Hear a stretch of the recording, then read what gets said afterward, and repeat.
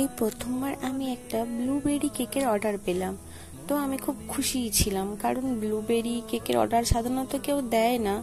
আমাদের এখানে শুধু এরকমই চলে, ভ্যানিলা, চকলেট, বাটারস্কচ, ওই কমন ফ্লেভারগুলোই চলে। তো ব্লুবেরিটা কেউ দেয় না। তো এই ফার্স্ট টাইম আমি একটা ব্লুবেরি কেকের অর্ডার পেলাম।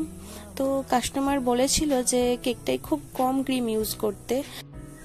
অনেকেই আছেন যারা ক্রিম খুব একটা পছন্দ করে না, এই কাস্টমারও তাদের মতোই। কম ক্রিম ইউজ করার ফলে যে সমস্যাটা হয়েছে, কেক স্পঞ্জটা কোথাও কোথাও দেখা যাচ্ছে। তো আমি কাস্টমারকে বলি যে এরকম সমস্যা হচ্ছে। তো কাস্টমার বলে, না ঠিক আছে, ওটা কোনো সমস্যা নয়, তো তুমি ওইভাবেই করো। তো আমি ওইভাবেই করে দিই। কেকটা আমি পার্পল কালারের মধ্যে করেছিলাম, যেহেতু ব্লুবেরি ফ্লেভার তো তাই।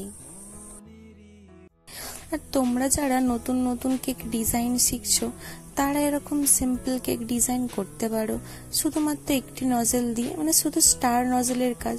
তো দেখতেও সুন্দর লাগবে আর খুব ইজি বানানো।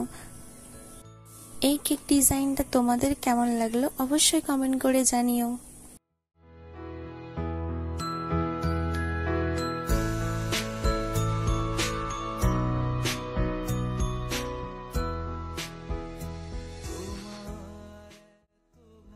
আর ভিডিওটি ভালো লাগলে একটি লাইক, একটি কমেন্ট করে যেও।